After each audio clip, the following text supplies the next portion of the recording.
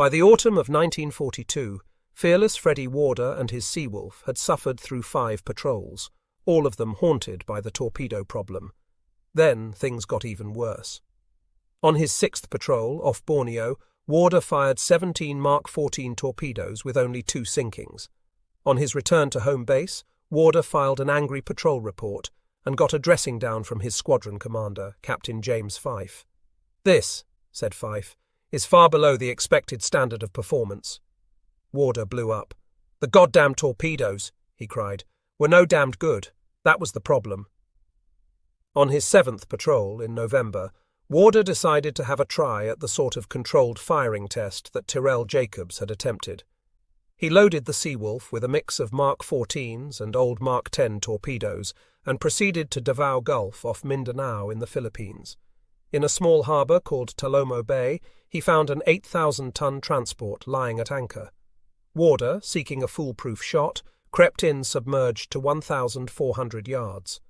Not only was the target's speed 0, but the tide and current were also 0, for the transport's anchor chain fell straight down from the hawse-pipe. Warder made a 1-degree correction in course for a straight bow shot with all gyro angle eliminated. One by one, with cold deliberation, Warder fired 4 Mark 14s. The first, set at 18 feet, ran under the target and exploded on the beach. The second, set for 8 feet, appeared to explode on the ship, which rolled heavily and then settled back on an even keel, seemingly undamaged. The third and fourth, set at 4 feet, did not explode at all. By this time the transport's guns were dropping shells around the Seawolf's periscope. Warder withdrew to reload, and this time he filled the tubes with old Mark 10s. Despite the Japanese shellfire, Warder again brought the Seawolf in close and fired 1 Mark 10. It exploded in the transport's stern, and the ship began to sink. Warder took the Seawolf around in a wide turn and fired another Mark 10 from the stern tubes. It too did its work, and the ship went down for good. "The failures of the first attack," fearless Freddie Warder wrote with controlled anger in his report, "are typical and merely add weight to the previous complaints of other commanding officers and myself as to the erratic performance of the Mark 14.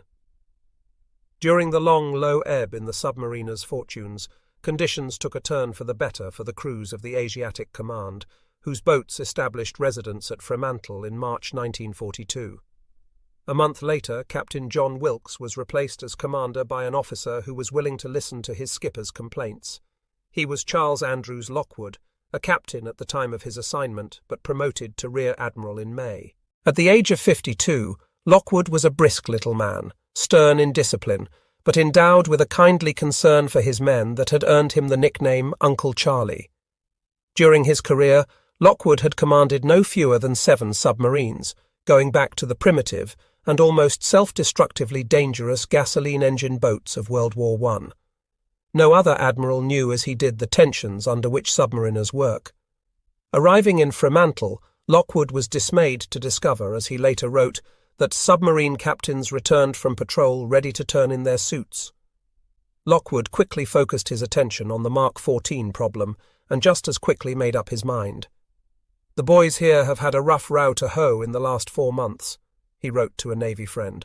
Why they didn't get more enemy ships is a highly controversial point, but my reading of all war diaries thus far submitted has convinced me that among the causes are bad torpedo performance."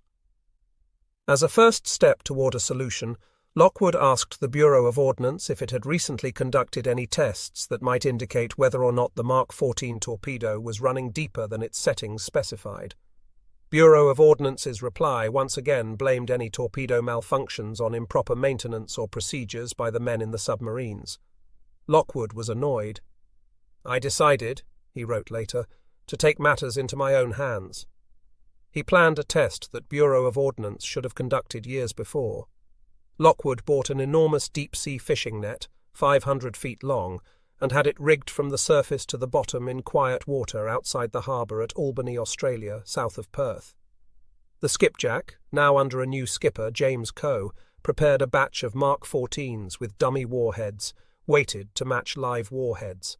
One fish, set to run 10 feet deep and fired at the net from a range of 850 yards, punched a hole at 25 feet below the surface.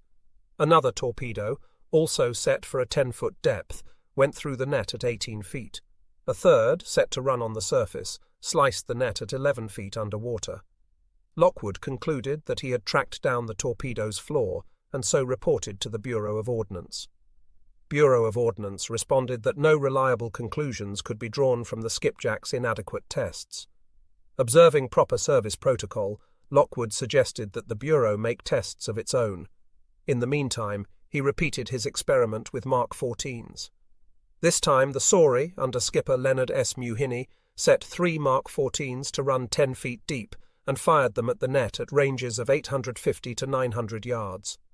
All 3 cut the net at a depth of 21 feet. Lockwood notified Bureau of Ordnance, again urging the experts to make their own tests. At this point, the submariners acquired another, less diffident ally. The Chief of Naval Operations, Admiral King, received a copy of Lockwood's dispatch and brusquely commanded Bureau of Ordnance to make the tests. With no other choice, the Bureau set to work, firing fish from a submarine in Narragansett Bay off Newport. Finally, in August of 1942, almost 8 months after the Pacific War began, the United States Navy Bureau of Ordnance admitted that its mechanical wonder chronically ran at least 10 feet deeper than set.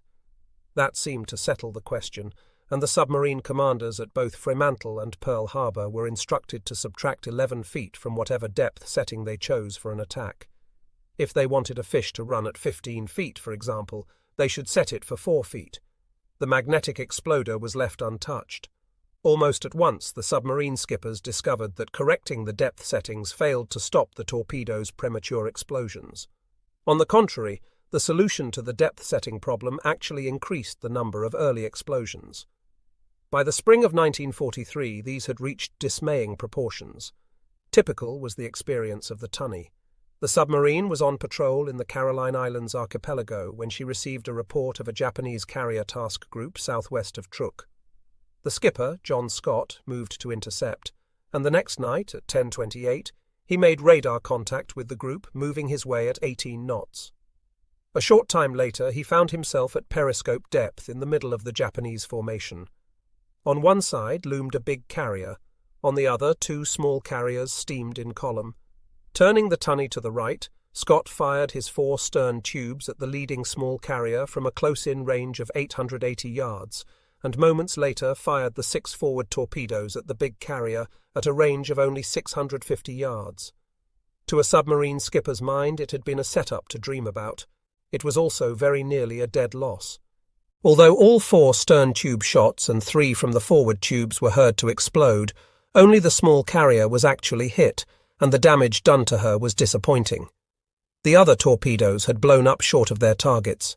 Admiral Lockwood was galled by the patrol reports of prematures from the Tunny and other boats, and his mood was hardly relieved by a letter from Rear Admiral Ralph Waldo Christie, who had been largely responsible for development of the Mark VI magnetic exploder. Christie expressed bitter resentment at the aspersions being cast on his creation. He started out by saying, "We are definitely not in accord with the opinions expressed in various patrol endorsements," and then went on at length to criticize the critical reports. Lockwood's reply was blistering. "Thank you for your letter. From the amount of belly aching it contains, I assume that the breakfast coffee was scorched, or perhaps it was a bad egg. You boys may figure the problem out to suit your favorite theories, but the facts remain that we have now lost 6 valuable targets due to prematures so close that the skippers thought they were hits." Lockwood, who had meanwhile been transferred to the Pearl Harbor Command, was called to Washington for consultations. There, at last, he let his indignation boil over in public. Addressing a group of submarine officers from several Navy bureaus, he declared, "If the Bureau of Ordnance cannot provide us with torpedoes that will hit and explode, then for God's sake get Bureau of Ships to design a boat hook with which we can rip the plates off a target's sides." The remark offended one of Lockwood's old friends, Rear Admiral W.H.P. Spike Blandy, Chief of the Bureau of Ordnance. When the 2 men later met, Blandy said, "I don't know whether it is part of your mission to discredit the Bureau of Ordnance, but you seem to be doing a pretty good job of it." "Well, Spike," Lockwood retorted, "if anything I have said will get the Bureau off its duff and get some action, I will feel that my trip has not been wasted." By now it was apparent to everybody but Bureau of Ordnance that the magnetic feature of the Mark VI was at fault. After much investigation, it turned out to be a matter of physics and the supersensitivity of the Mark VI exploder. Every steel-bottomed ship was encased in a magnetic field that radiated in all directions. This field was presumed to extend an equal distance in all directions and to form a perfect hemisphere under the bottom of a ship. Thus, a torpedo set at the proper depth would intersect this hemisphere at its deepest point, precisely under the keel of the target ship. The Mark VI magnetic exploder would then touch off the torpedo warhead, and the broken-backed ship would sink. But there was a flaw in the principle, a flaw that no one was aware of at the time. What was not understood was that the magnetic field encasing a ship varied in shape depending on circumstances. Near the equator, this magnetic envelope flattened out until it resembled a thick disk more than a hemisphere. Thus, a torpedo would enter the magnetic field some distance from the side of a ship where it would explode harmlessly. Acting on these discoveries, Admiral Nimitz in June 1943 ordered the Pearl Harbor submarines to deactivate the magnetic feature of the Mark VI. But that remedy was not adopted in Australia. The new commander of the submarine force there, appointed in February 1943, was none other than Rear Admiral Ralph Christie. Far from bowing to the obvious, Christie waged a vendetta against skippers who slurred his torpedoes. One critic, William Millikan, who had replaced the original skipper of the Thresher, was sent back to the States. Another, the grouper's Rob Roy McGregor, was relieved of his command and shunted into staff work. But the end of the magnetic exploder was at hand. It came with the arrival of Vice Admiral Thomas Kincaid as commander of naval forces in the Southwest Pacific, formerly known as the Asiatic Fleet, and now renamed the United States Seventh Fleet. Kincaid was not a man to countenance failure, and he ordered that the magnetic exploder be shelved. Upon hearing the news, Admiral Christie noted in his diary, "Today the long hard battle on the Mark VI magnetic feature ends with defeat. I am forced to inactivate all magnetic exploders. We are licked." The problem of depth was settled. The magnetic exploder was laid to rest. The United States submarines were now firing the Mark XIV to explode on contact, and now another flaw made known its baneful presence: duds. Torpedoes that failed to explode on contact were of course a recognized phenomenon. Even the reliable old Mark X had its fair share of duds. The trouble with the Mark XIV was that much more than a tolerable number of torpedoes turned out to be duds. After much renewed confusion, there came a patrol that finally brought the problem of duds to a head. The submarine Tinosa, under Lawrence R. Daspit, sailed from Pearl Harbor and began combing the Carolines. She carried 16 torpedoes, and the crew prepared to use them when the radar operator reported a contact at a little more than 6 miles. Closing the range, Daspit discovered to his immense satisfaction that his target, as identified in the submarine's silhouette books, was one of Japan's 2 biggest tankers, the Tonan Maru No. 3, a 19,000-ton converted whale factory. A sinking should be a certainty, since the big ship was steaming unescorted at a modest 13 knots. Daspit ran ahead and submerged to lie in the tanker's course at periscope depth.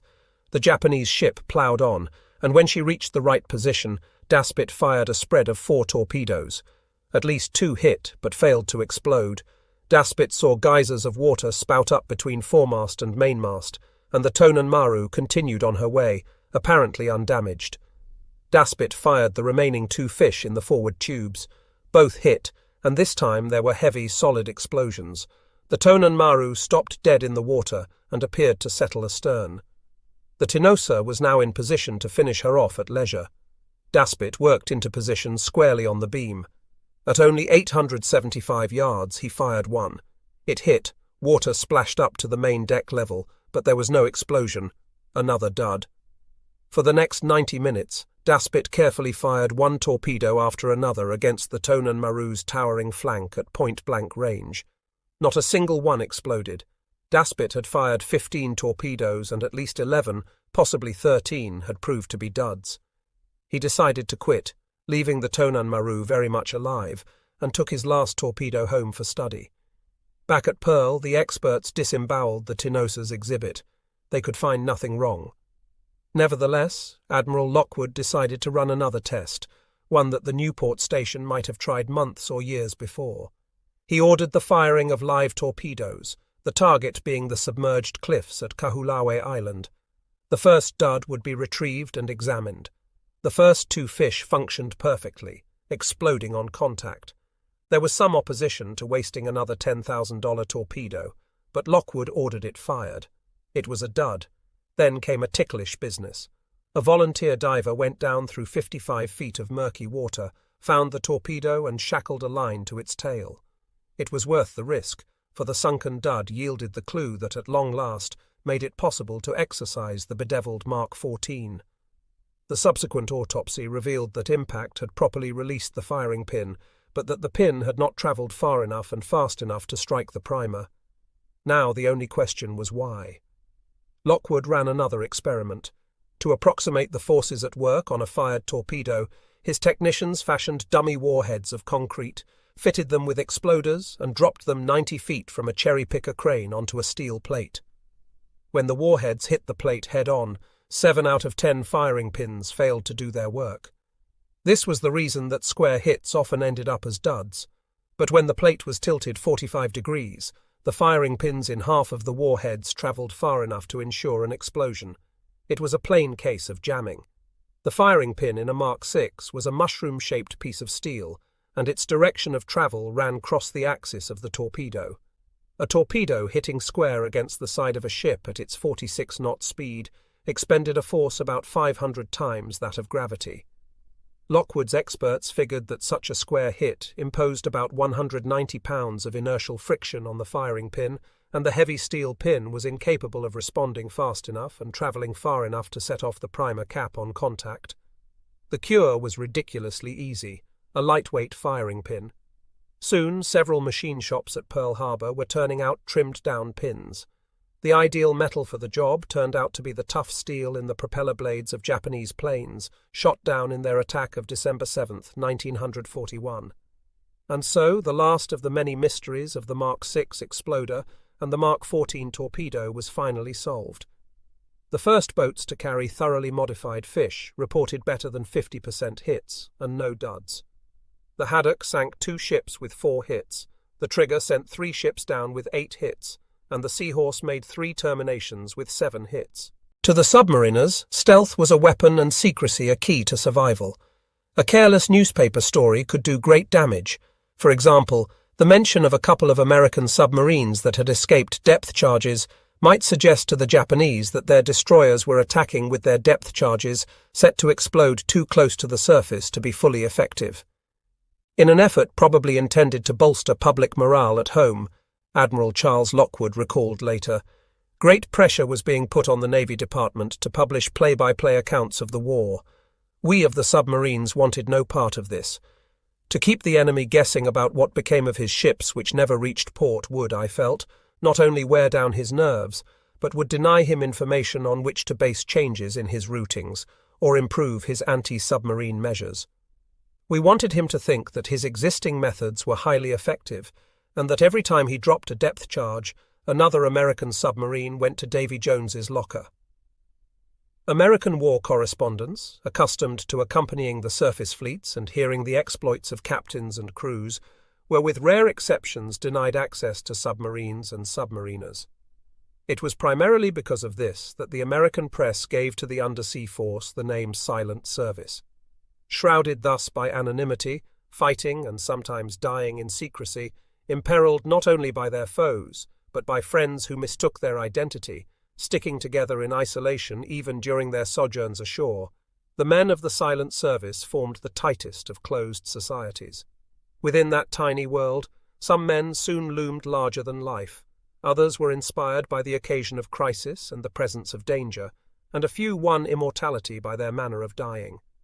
The boats themselves took on character as individuals, and the stories of particular patrols became sagas of the war under the Pacific.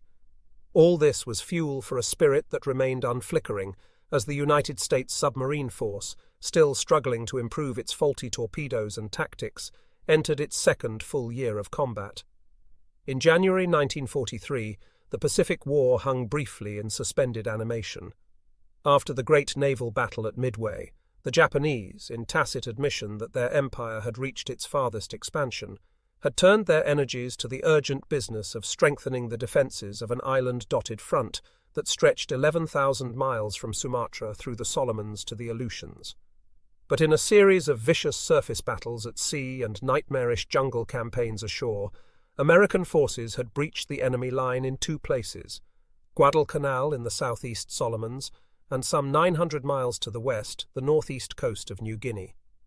Now, both sides paused to gather breath and strength for the next phase of the struggle. For the men and boats of the American submarine service, however, there was no surcease.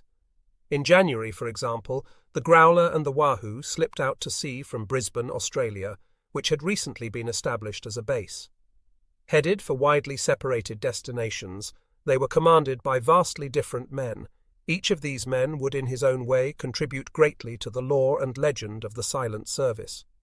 Lieutenant Commander Howard W. Gilmore was a relative rarity. He was a one-time enlisted man who had qualified by competitive examination for Annapolis and who had risen to the command of a submarine. "Howard was one of the finest men I ever knew," recalled a fellow officer, "but he was born under an unlucky star." Gilmore still bore the scars left by a peacetime incident in Panama, where thugs had attacked him and slashed his throat. His first wife had died of a crippling disease, and when Gilmore took the Growler to war in the Pacific, his second wife was still unconscious from injuries she had suffered in a fall down a flight of stairs. Dramatic happenings seemed to follow the steady Gilmore. Assigned to the Growler in June 1942 on patrol duty in the brutal waters of the Aleutians, Gilmore one day came upon 3 Japanese destroyers anchored off the Alaskan coast at Kiska. Rather than trying to pick off one destroyer, Gilmore decided to go after all 3 with a single salvo. In what ranks among the submarine war's more remarkable attacks, Gilmore emptied his bow tubes, loosing 1 torpedo against each of the 2 nearer warships and 2 fish at the other. By a rare piece of good luck in those days of flawed fish, all Gilmore's torpedoes hit and exploded. The Araya sank almost instantly. The Kasumi and the Shiranuhi were so badly damaged that they had to be towed back to Japan. In a later 1942 patrol, this time to the East China Sea, Gilmore and the Growler sank 4 enemy ships for a total of 15,000 tons. Now, at the beginning of 1943, the Growler was probing Rabaul, the main remaining Japanese stronghold in the Solomons. Early in the patrol, she had sunk the Chifuku Maru, a 6,000-ton passenger cargo vessel, and with 6 terminations now to his credit, Howard Gilmore ranked among the leading American submarine skippers. Then, early on the morning of February 7th, Howard Gilmore's dark star rose in the sky. At 1:10 a.m., the Growler's radar raised a blip indicating a small vessel at a distance of 2,000 yards. Gilmore was on the bridge with 6 of his crew, the officer of the deck, his assistant, the quartermaster, and 3 lookouts. Believing the contact to be a Japanese patrol boat that he had attacked and missed before, Gilmore ordered the Growler's crew to battle stations, just as the enemy ship suddenly changed course and came barreling toward the submarine. By the time the men of the Growler detected the enemy's charge, the 2 vessels were on a collision course and closing fast. "Left full rudder!" shouted Gilmore. But the order came too late. The Growler and the Hayasaki, a 900-ton Japanese provision boat, came together with a shuddering crash, the submarine striking the Japanese vessel amidships at 17 knots. The boat heeled 50 degrees, flinging men from their feet. Almost at once, the Japanese poured heavy machine gun fire down onto the bridge of the submarine, eliminating the junior officer of the deck and a lookout. The 2 other lookouts and Howard Gilmore were wounded. Below, at the foot of the bridge ladder, the Growler's executive officer, Arnold Shade, heard Gilmore's cry through the stuttering roar of the machine gun, "Clear the bridge!" The officer of the deck and the quartermaster came down the ladder above Shade, dragging the 2 wounded lookouts through the hatch. Gilmore did not appear. Instead, Shade heard only the shouted command by which Gilmore, seeking to save his submarine, sealed his own fate. "Take her down." Shade hesitated, but Gilmore's order was clear, and it was Shade's duty to do his best for the Growler. He closed and dogged the hatch and sounded the required 2 blasts of the diving alarm. The Growler went under, leaving Howard Gilmore still on deck. He was last seen clinging to a bridge frame. Shade quickly assessed the damages. Salt water was pouring in through bullet holes in the Growler's conning tower. The pump room and the engine room were beginning to flood. In addition, when the wounded boat finally surfaced, Shade found that 18 feet of the bow had been crushed and slewed to port at a right angle. The crew's makeshift repairs kept the boat going, and although she was exceedingly difficult to handle, the Growler managed to limp back to Brisbane. For sacrificing himself so that his boat might fight again, Gilmore was posthumously awarded the Medal of Honor, the first submarine officer to be so recognized. American submariners never forgot Howard Gilmore's last words, "Take her down." The other Brisbane boat that made submarine legend that January of 1943 was the Wahoo.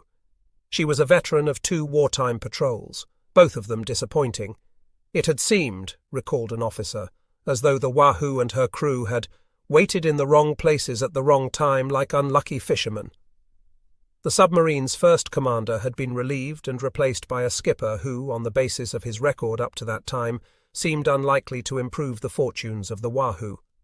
He was a big man from Kentucky named Dudley W. Morton, and he was referred to as Mush after a raw-boned Kentuckian with that name in the Moon Mullins comic strip. Morton had taken command of the Old Dolphin after skipper Gordon Rayner suffered a breakdown on his disastrous first patrol and was sent home. Morton did not in the least like what he found. "The Dolphin is a death trap," he told the executive officer. "I am going to try to get off her. I advise you to do the same." Morton got off all right, although not by choice. After the Dolphin's return from post-repair sea trials, her division commander found that the boat was still in poor condition and declared that Morton was incompetent to fix it. Mush Morton was removed from command. He was headed out of the submarine service when he was saved by the intervention of a superior officer, the Wahoo's squadron commander John H. Brown. Brown had greatly admired Mush Morton as a Naval Academy football star. "Besides," said Brown, "I like the way Morton shakes hands." Brown's instinctive judgment was to be proved eminently right. Saved for the service, Morton eventually got the Wahoo, where he quickly set about reviving the spirits of the discouraged crew. Among Morton's first acts, he assembled the boat's company on deck and dictated the terms under which his men would serve. "Wahoo is expendable," declared Morton. "We will take every reasonable precaution, but our mission is to sink enemy shipping. Now, if anyone doesn't want to go along under these conditions, just see the yeoman. I am giving him verbal authority now to transfer anyone who is not a volunteer." There were no requests for transfer. Moreover, recalled an enlisted man, the Wahoo thereafter seemed to be a better boat. I could feel the stirring of a strong spirit growing in her. The officers acted differently. The men felt differently. On this first patrol as the Wahoo's commander, Morton showed an easy, confident style. Lieutenant George Grider, the Wahoo's engineering and diving officer, later wrote, "He was always roaming around the narrow quarters, his big hands reaching out to examine equipment, his wide-set eyes missing nothing. He was built like a bear and as playful as a cub. His authority was built in and never depended on sudden stiffening of tone or attitude. Whether he was in the control room, swapping tall tales with Russell Rao, the chief of the boat, or wandering restlessly about in his skivvies, talking to the men in the torpedo and engine rooms, he was as relaxed as a baby. The men were not merely ready to follow him, they were eager to." Considerably less confidence was inspired by the Wahoo's executive officer, Lieutenant Richard Hetherington O'Kane, with his tight lips, burning eyes, and noisy ways. "He talked a great deal, reckless, aggressive talk," wrote Grider, and it was natural to wonder how much of it was no more than talk. One day he would be a martinet, and the next he would display an over-lenient what-the-hell attitude that was far from reassuring. The crew's initial uneasy feelings about O'Kane were only increased when Morton placed upon him an unusual responsibility.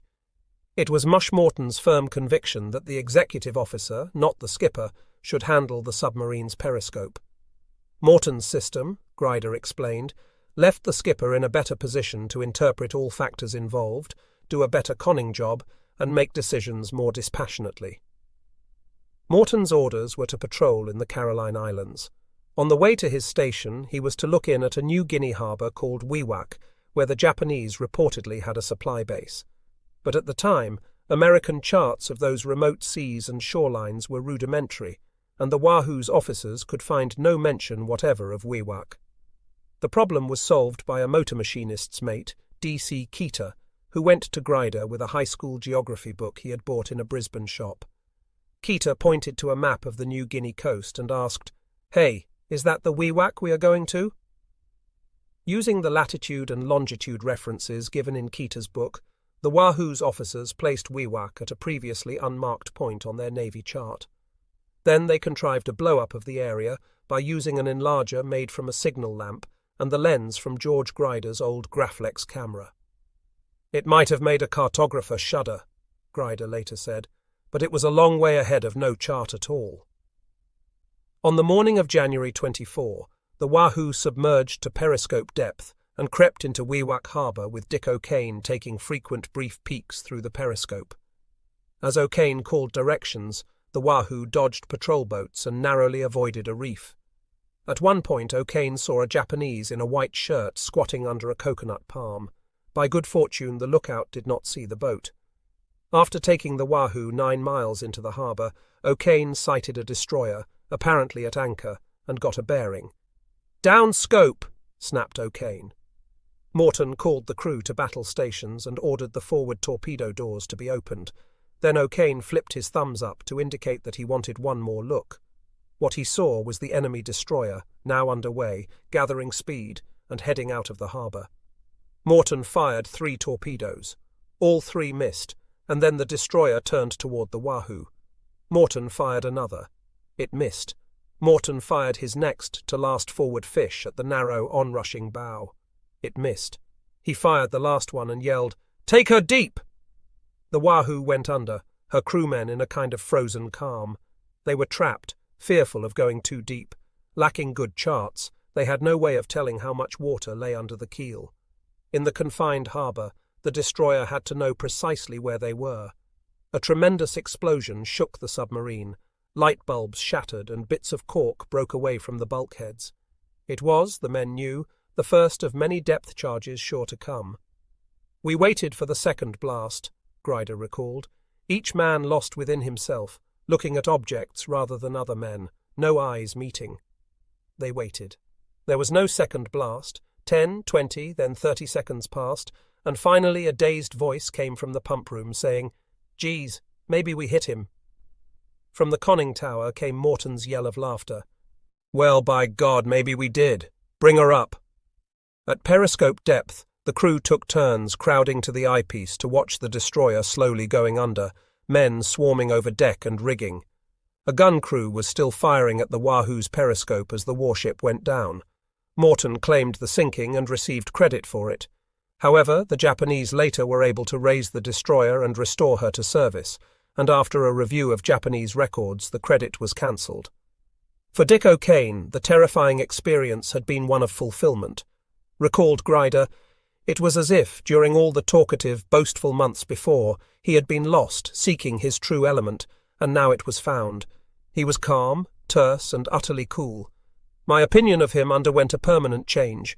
It was the most dramatic example I was ever to see of a man transformed under pressure from what seemed almost adolescent petulance to a prime fighting machine." Once out of WWII, Morton set course for the Wahoo's patrol station in the Carolines. He never got there. 2 days later, slightly north of the equator, smoke was sighted over the horizon.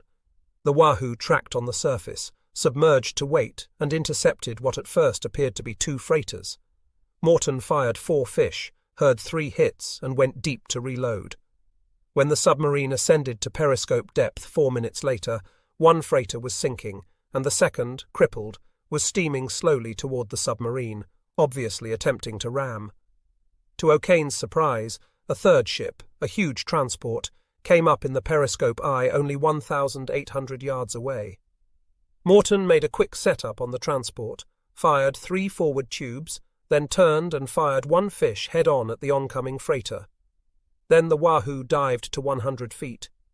During the descent, she felt the shock of explosions as her torpedoes struck. Morton, now down to 9 torpedoes, reloaded and resurfaced. The wounded freighter had turned and was now trying to get away. The transport was dead in the water. Morton, a fierce joy in his eyes, prepared to finish her off. The job took 2 torpedoes. The first, as so often happened, was a dud, but the second hit under the stack and blew the midship section into the sky. As the big ship rolled ponderously, hundreds of men fell, jumped, slipped and slid into the sea. The bow dipped, the stern rose and the ship went to the bottom. Morton turned the Wahoo to pursue the crippled freighter, but the submarine, her batteries depleted during hours of submerged running, lost ground. Morton returned and surfaced where the transport had gone down. The water was so thick with enemy soldiers that it was literally impossible to cruise through them without pushing them aside like driftwood, recalled Greider. These troops, we knew, had been bound for New Guinea to fight and eliminate our men. Some of the soldiers did fight, firing machine guns and small arms at the Wahoo from motor launches, cabin cruisers and lifeboats. Morton ordered his deck guns manned and told the men to open fire on the Japanese boats. The gun battle went on for about 20 minutes.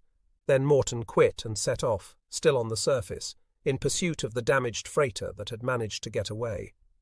Running at high speed, a United States submarine reveals her presence with 12 feet of periscope, extended to search for Japanese ships in the distance. As a boat closed in on her target, she normally showed less than 1 foot of her periscope.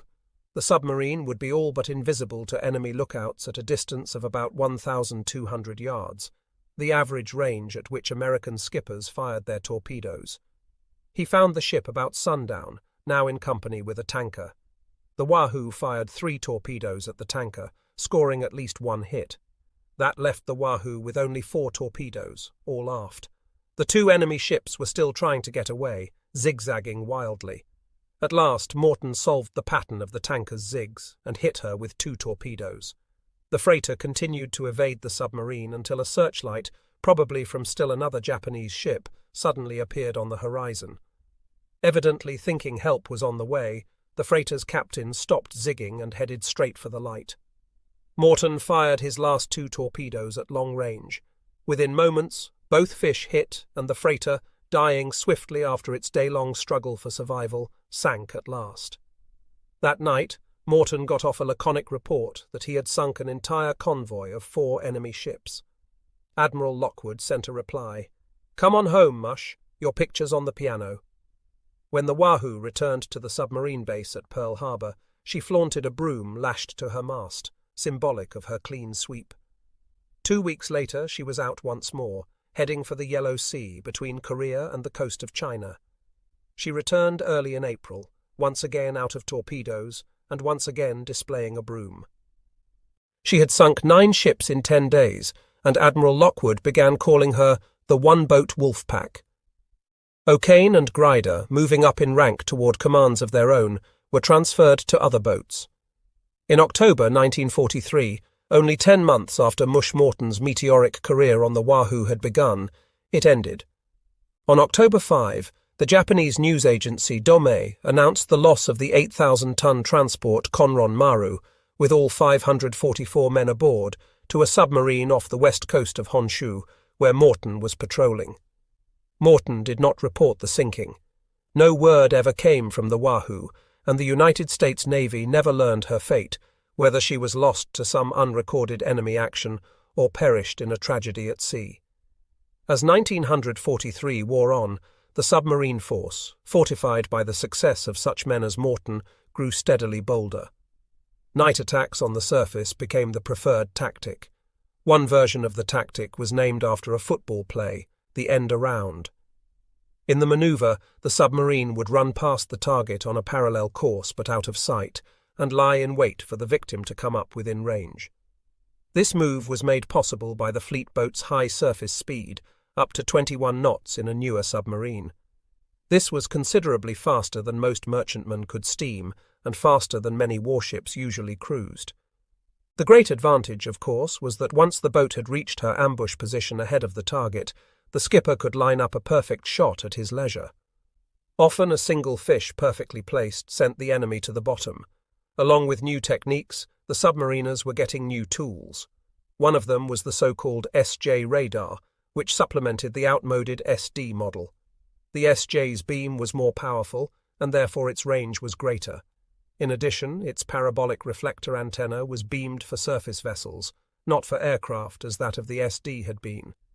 Good as it was, the SJ became even better when its capabilities were enhanced by the plan position indicator, a viewing scope that showed the relative positions and distances of all blips within reach of the radar impulse more or less as a geographical presentation on a cathode ray tube.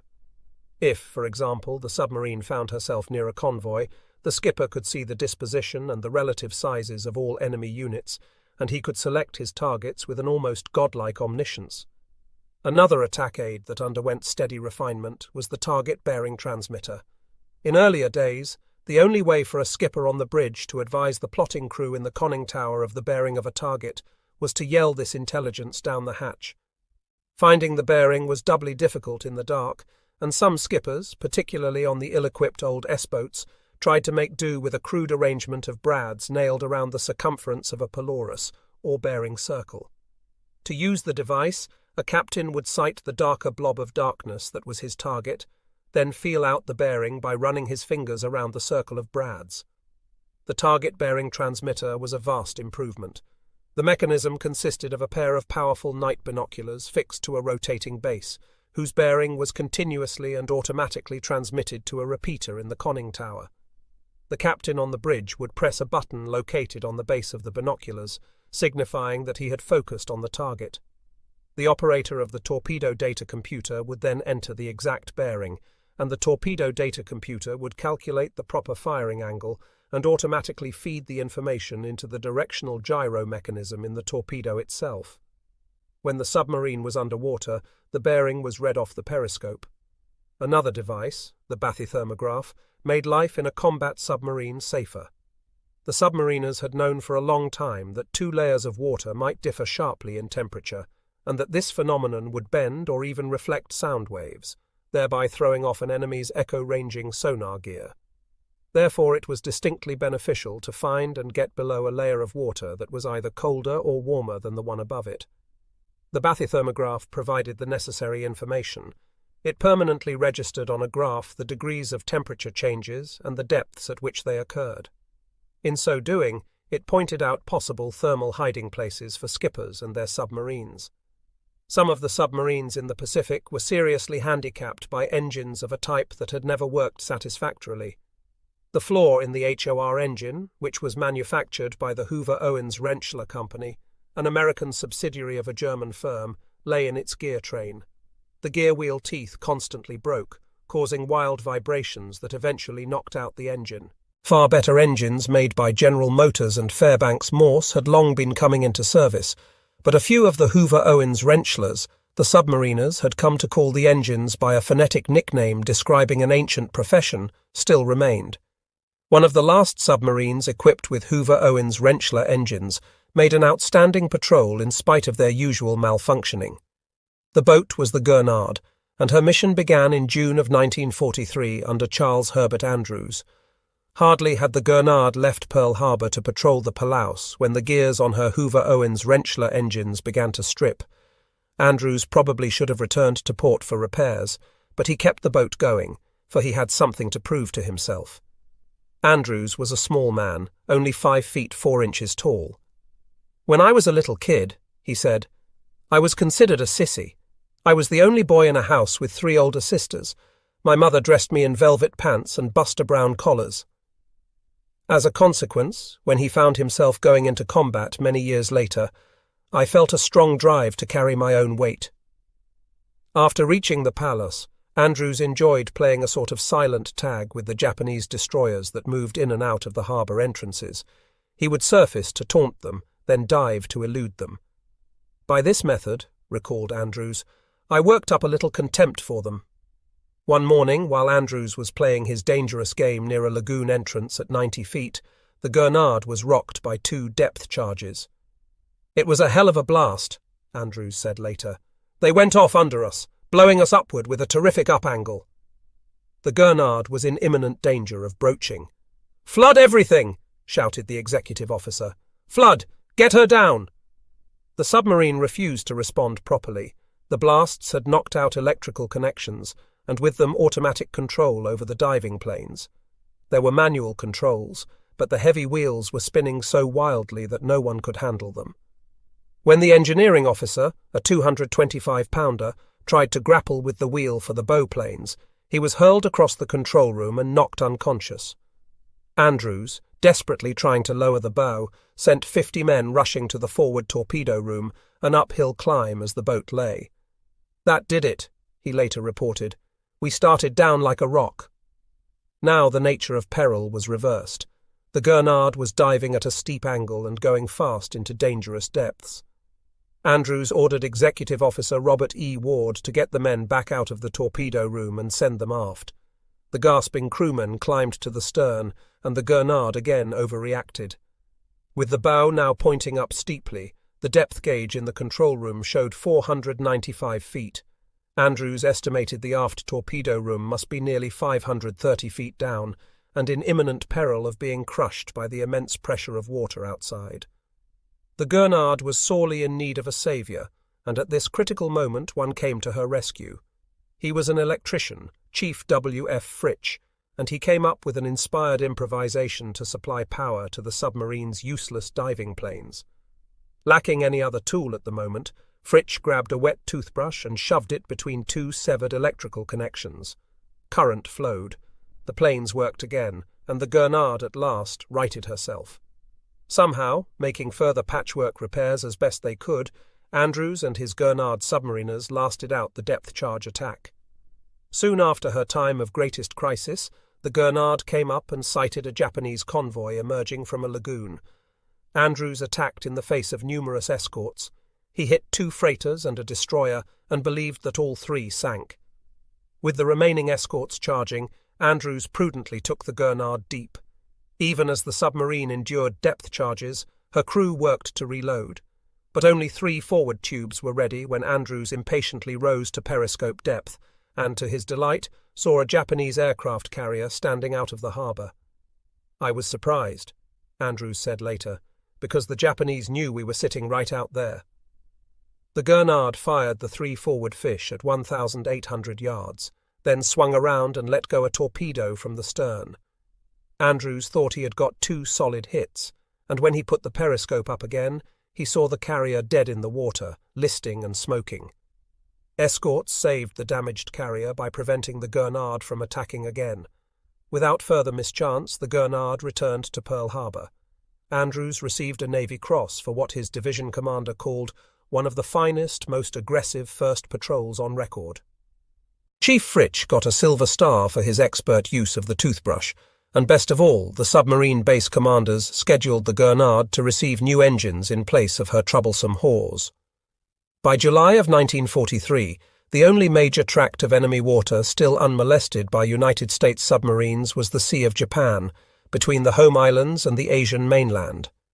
The Sea of Japan was accessible by 4 straits: Tsushima in the south, Bungo between Kyushu and Honshu, Tsugaru between Honshu and Hokkaido, and La Perouse in the far north between Hokkaido and Sakhalin Island.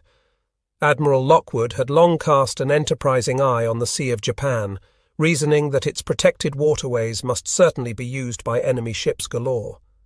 The problem was how to penetrate the narrow gateways. Both the straits of Tsushima and Tsugaru were believed to be heavily mined against both surface and undersea vessels. La Perouse, frozen in the winter months, was probably mined deep against submarines. But since Japan and the Soviet Union were at peace and Soviet surface ships used La Perouse Strait, it seemed unlikely that any mines would be set shallow enough to endanger surface ships. On this assumption, Lockwood proposed to send a submarine expedition through La Perouse on the surface at night. If successful, the mission might mark a significant advance in the submarine strategy of the United States. In the event, although the basic fact would remain unrecognized until almost the end of the war, the first thrust into the Sea of Japan disclosed that Japan, still seemingly formidable in the farthest reaches of its empire, was pathetically weak within its citadel waters. On the night of July 4, 3 submarines, the Lapon, commanded by Oliver Kirk, the Plunger, under Raymond Bass and Rafford G. Chappell's permit, made the much-feared penetration. It was a watchful, nerve-wracking trip, but an anticlimactic one. The boats got through the narrow passage with only a small incident. The permit hit the bottom and damaged her sonar head. Now the 3 boats deployed for an attack plan that was calculated to sample the hunting and get them out of the area before the enemy could organize countermeasures.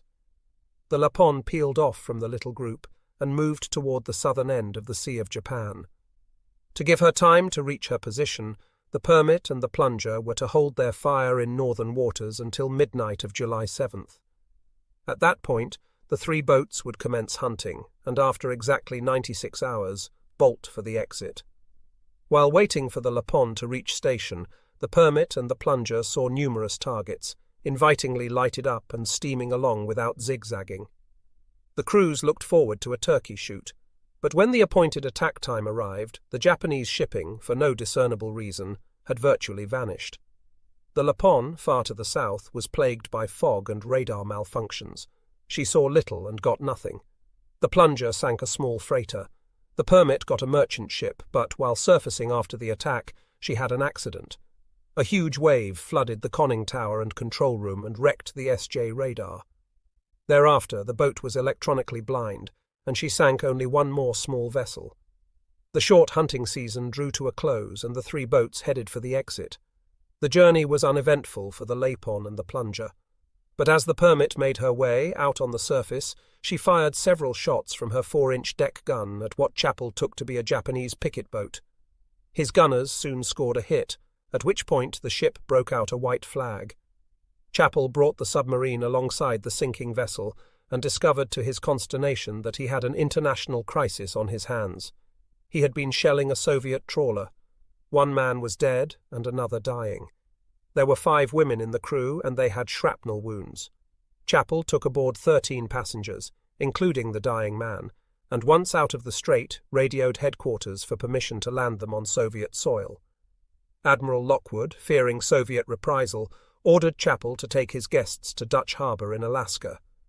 En route, the Permit's crew treated the Russians as royally as a submarine's limited facilities allowed, and the women became so fond of their hosts that they wept when they were put ashore.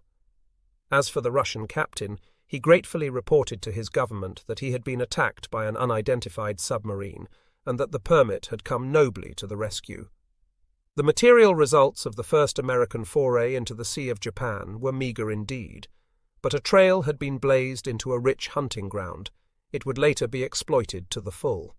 And for the present, the submariners' morale was given a big lift by their invasion of what they called the Emperor's Wading Pool. Soon after the mission into the Sea of Japan, there arrived on the watery battlefield a new fleet boat, the Puffer. She was sleek and deadly, yet her first patrol proved, if any proof were needed, that a modern boat was still terribly vulnerable, and that every submarine and her crew were locked in an unbreakable life-or-death relationship. The trouble began when the Puffer reached Makassar Strait between Borneo and Celebes. Skipper Marvin Jensen attacked an apparently unescorted merchantman and hit her with 2 torpedoes. The ship was severely damaged. Jensen was maneuvering the Puffer for another attack when his soundman reported the pinging of enemy sonar. As Jensen went deep, a half-dozen depth charges exploded nearby, springing some of the hatches. Seawater gushed into the submarine. Miraculously, this problem lasted only a few seconds. The hatches settled back onto their gaskets. But another, more critical problem loomed. A sea valve plug in the after torpedo room was loosened, and a thin, flat stream of water the size of a knife blade jetted into the boat. The crewmen were helpless. They dared not tighten the plug for fear of rupturing the valve. The Puffer was still seaworthy, but her troubles were just beginning. The attacking vessel was a 500-ton Chidori-class submarine chaser, and the Japanese captain was dismayingly persistent. Hour after hour he circled around, dropping his depth charges often enough to fray the nerves of the Puffer's crew, relentlessly pursuing and countering every evasive action Jensen took. At 5:25 a.m. on October 9th, the skipper went down deep to wait out the pursuer. Shutting off the air conditioning and the blowers to reduce every giveaway noise, he descended far beyond the boat's 300-foot test depth. When the Puffer finally levelled off, she had 500 feet of water above her conning tower and plenty of water inside her as well. The boat was slowly flooding and getting heavier aft. Her trim pump had stopped working. As time passed, depth control became barely manageable. The air grew hot and foul. Carbon dioxide built up steadily, and even the use of bottled oxygen failed to make the air fit to breathe. The men sweated profusely. They wiped themselves with towels, but were immediately drenched by fresh rivulets of perspiration. Moisture dripped from the hull and the decks grew slippery. After 12 hours, around 6 p.m., the Puffer's tormentor was joined by another Japanese submarine chaser. The depth charges came faster. Throughout the boat, the crewmen's one overwhelming emotion was anger. Their fury was both general and specific. They hated themselves for getting into this fix, despised themselves as fools for volunteering in submarines. They hated the Japanese captains and discussed ways of getting at them. They conceived of such bizarre notions as somehow surfacing and spreading the sea with acid to eat the bottoms out of the Japanese vessels. But they were imprisoned and helpless in their brand new boat. Time ceased to exist. The crew knew nothing but agonizing thirst. By now the men were dehydrated and suffering from heat exhaustion. In this condition, they could not replenish their body fluids. Everything they drank they immediately vomited up again. Some men sank into a stupor so deep they could not be roused to stand watch. The men who were still mobile suffered under the slightest temperature change. When they moved from the maneuvering room, where the thermometer read 180 degrees 125 degrees Fahrenheit, into the cooler after torpedo room, where it was over 100 degrees, they were racked by chills and shivering. The Puffer's harrowing ordeal finally ended at 7:10 p.m. on the 10th of October, 37 hours and 45 minutes after it began, when Jensen took a chance and surfaced. He found that the enemy ships had given up the submarine for dead and departed. The Puffer had gone deeper and stayed longer than her designers had conceived in their most optimistic estimates. Thereafter, her skipper and crew had an almost superstitious faith in her ability to survive. They would not be disappointed. The boat would live through the war and sink 8 enemy ships totaling 38,707 tons. Even as the Puffer was undergoing her lonely trial, Admiral Lockwood was readying an experiment in which groups of submarines would support one another and work in concert. The idea was not new, of course. The Wolfpacks of German U-boats commanded by Admiral Karl Dönitz had been the scourge of Atlantic shipping all through 1942 and well into 1943. Now that more submarines were coming from United States shipyards, Lockwood decided to try the tactic in the Pacific, and he put his skippers to work rehearsing their moves in an odd setting on the 1-foot square black and white tiles of the dance hall in the officers' club at the Pearl Harbor submarine base. Some senior officers were dubious about the whole notion, especially since the Allies, by dint of their massive convoy system, were now gaining the upper hand over Dönitz's U-boats. "Wolfpacks are all right," an admiral wrote to Lockwood, "when used against sheep, but they are duck soup for the opposition if he is ready for them." Very much to the point, Lockwood believed that the Japanese were not nearly as ready as the Americans and British in the Atlantic, and he had in mind some modifications to the German method. Since the Japanese convoys were small ones, he figured that a few of his boats could operate far more effectively and more safely than the large groups Dönitz sent into action. Moreover, Dönitz personally directed his U-boats by radio from his headquarters in Courneval near Lorient on the French Atlantic coast, and the result was nearly incessant chatter that Allied radio trackers used to find and defeat the boats. By contrast, Lockwood planned to cut his packs loose. He would send the boats to sea under the direction of a group commander who went with them.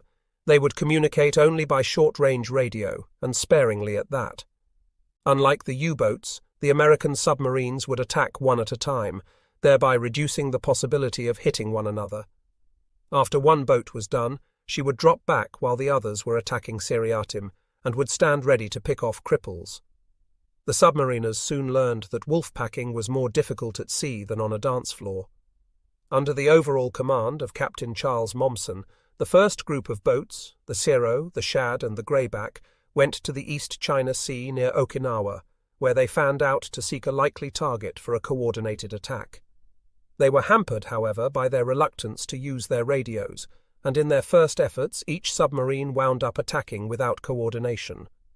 The Zero, skippered by David C. White, found a 3-ship convoy on October 12 and damaged one vessel. The next day, John Moore in the Greyback made contact with a convoy escorted by 2 light cruisers. Unable to get set for a shot at the cruisers, he sank a 7,000-ton transport. Next, the Shad, under Edgar McGregor III, intercepted a task force of 3 or 4 heavy cruisers and what appeared to be an escort carrier. McGregor got off 5 torpedoes at the cruisers and believed he made 3 hits. Destroyers drove him deep and kept him down with a prolonged but harmless depth charging. When he finally surfaced, McGregor tried to call in the other 2 boats, but they were out of range, chasing contacts of their own. A day later, Moore in the Greyback sank a 7,000-ton transport. The results of the first Wolfpack expedition were not bad, but they were hardly what Lockwood had in mind.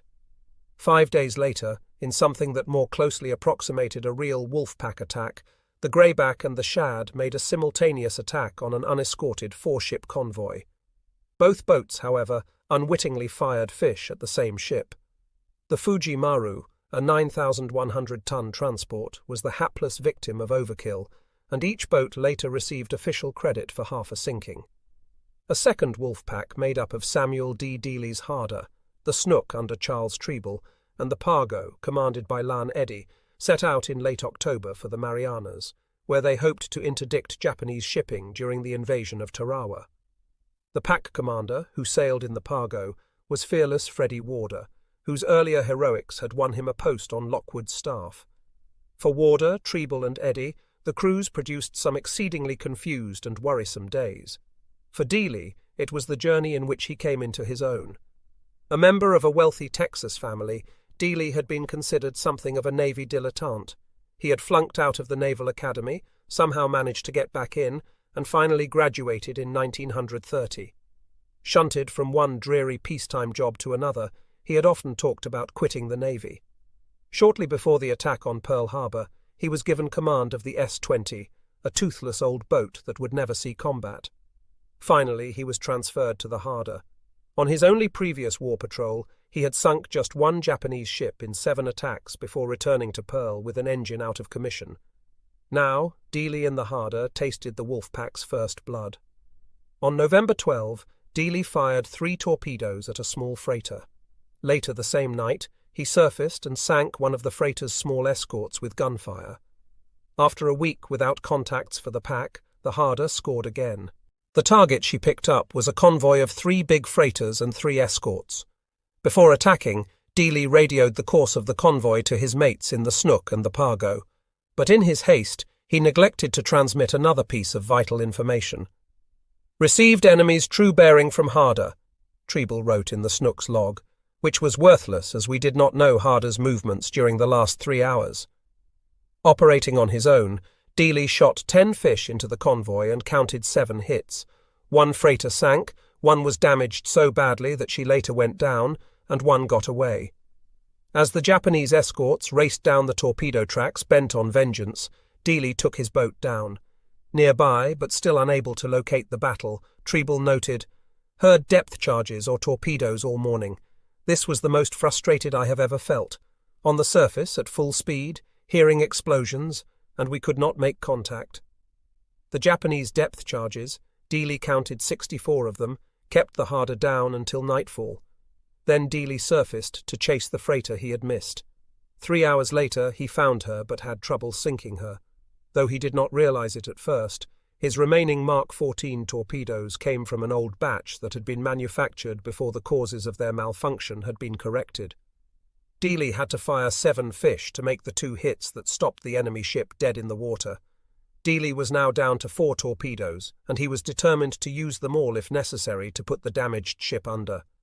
He brought the Harder in to 600 yards, so near he could watch the Japanese crewmen swarming over the ship, evidently trying to save her. He fired a single fish, and it ran wild. He fired another. It too was erratic. He fired the third, and watched it streak off toward the horizon on a course nowhere near the target. The fourth boomeranged and came rushing back toward the Harder. Dealey dived to evade his own torpedo. Out of torpedoes, Dealey departed the pack and headed for port. He was bitterly disappointed at having left a cripple afloat. In fact, it later sank. But by the determination of his attacks, he had started toward a fame that would soon inspire the silent service. With Dealey gone, the Pargo and the Snook patrolled more or less in company, 20 to 30 miles apart. On November 28, the Pargo made a contact, and Eddie called Treble on the radio. The skippers had by now learned at least a partial lesson about the Wolfpack's need for coordination. This time the Snook homed in on the Pargo's radar pulses. Treble later wrote, "I believed they knew where the convoy was, and I did not want to get left chasing my own shadow 10 miles on a flank again." Both submarines closed in on the convoy, 4 big cargo carriers. Once again, a Wolfpack principle was forgotten in the heat of the hunt. Treble picked a target and was about to fire his bow tubes when flame and water spouted up beside the freighter. Eddie had fired first. Treble fired a spread of 6 anyhow, and watched one hit Eddie's victim and a second slam into another ship. When both submarines were out of torpedoes, they turned for home.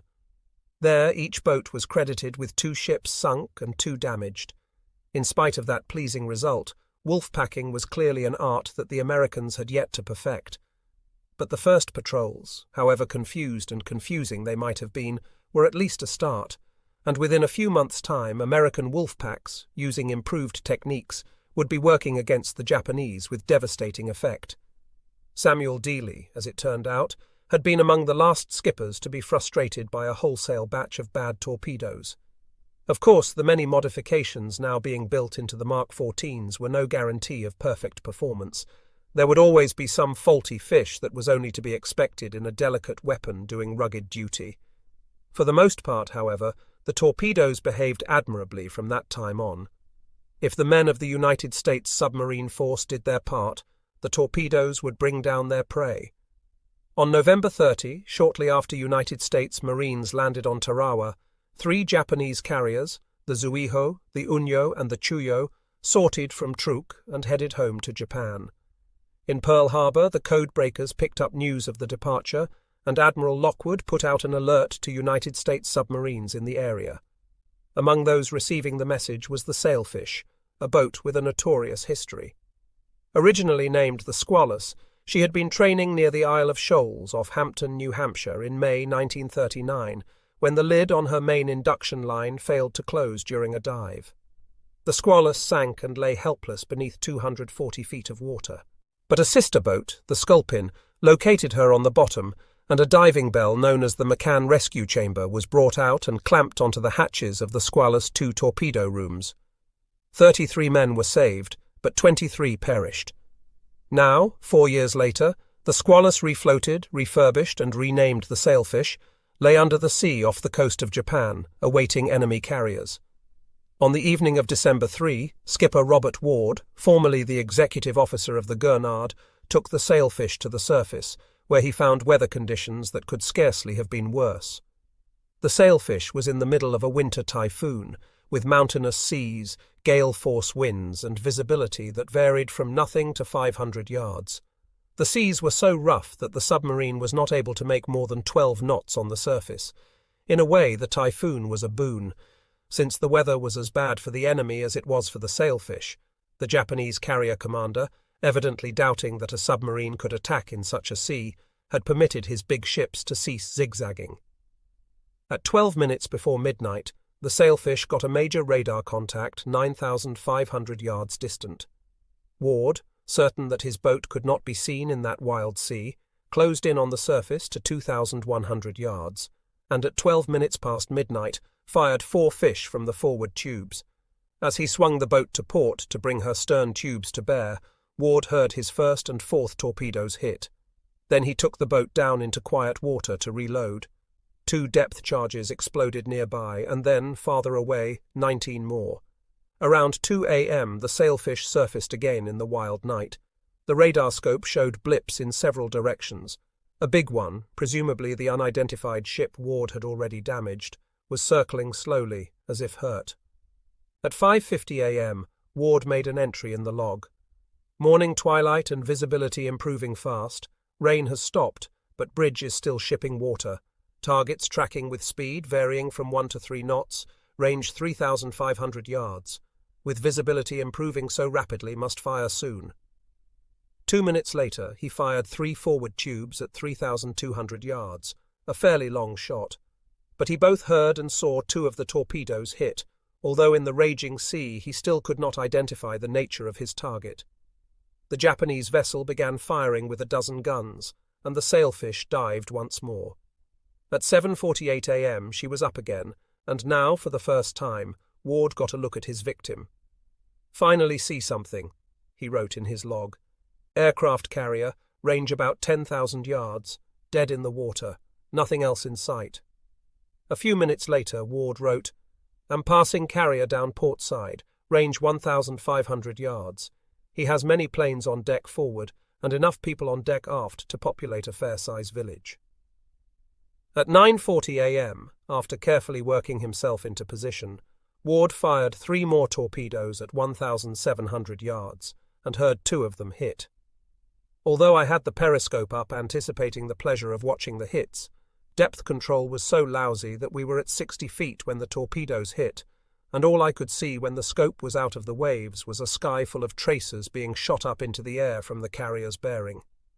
Ward manoeuvred the sailfish with the intention of administering the death blow, but there was no need for another torpedo. The submarine's sound gear reverberated with the grinding, tearing, explosive noises of a ship breaking up. The Chuyo, 20,000 tons, was on her way to the bottom. She was the first Japanese aircraft carrier to be sunk by an American submarine. There was a bitter aftermath to the sailfish's triumph. Much later, her men learned that Chuyo had gone down with 20 Americans aboard.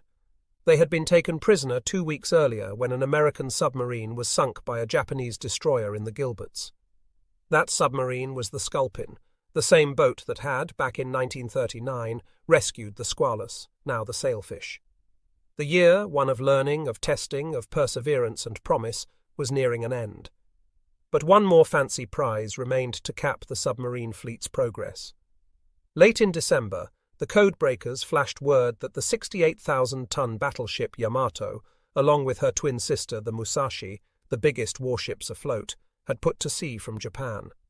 Admiral Minechi Koga, commanding the Japanese combined fleet, had pressed the mighty Yamato into service as a transport, and she was now carrying troops to Kavieng.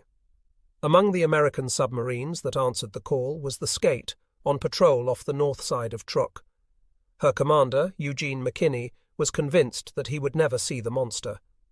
He later wrote, "L was the last guy on the line, the last to get a crack at her. She was due in my area Christmas Day. Lockwood warned me that the escorting destroyers had excellent radar and not to get within 30,000 yards of Yamato on the surface." McKinney turned the Skate toward the projected track of the Japanese battleship. The other submarines missed connections, and right on schedule before dawn on Christmas Day, the Skate's radar picked up the approaching task group at 27,000 yards. McKinney took his boat down and began to make his approach. For a while he despaired of getting close enough to shoot, but then the battle wagon zigged toward him. "I put up the periscope and saw this huge mound," McKinney said. "It looked as big as Alcatraz Island." He fired 4 stern fish, 2 of which hit.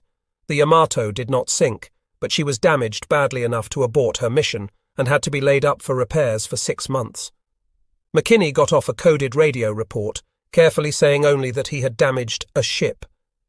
Had he mentioned the Yamato by name, and had Japanese codebreakers read his message, they might have concluded correctly that the battleship had been intercepted because the Americans were reading the Japanese code.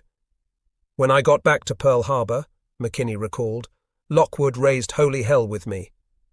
The Admiral had planned for once to break the silence of his service. "I had not mentioned Yamato," McKinney said. He had been all set to put out a Christmas press release stating that a United States submarine had damaged Yamato, but since I had not said Yamato, he could not claim it.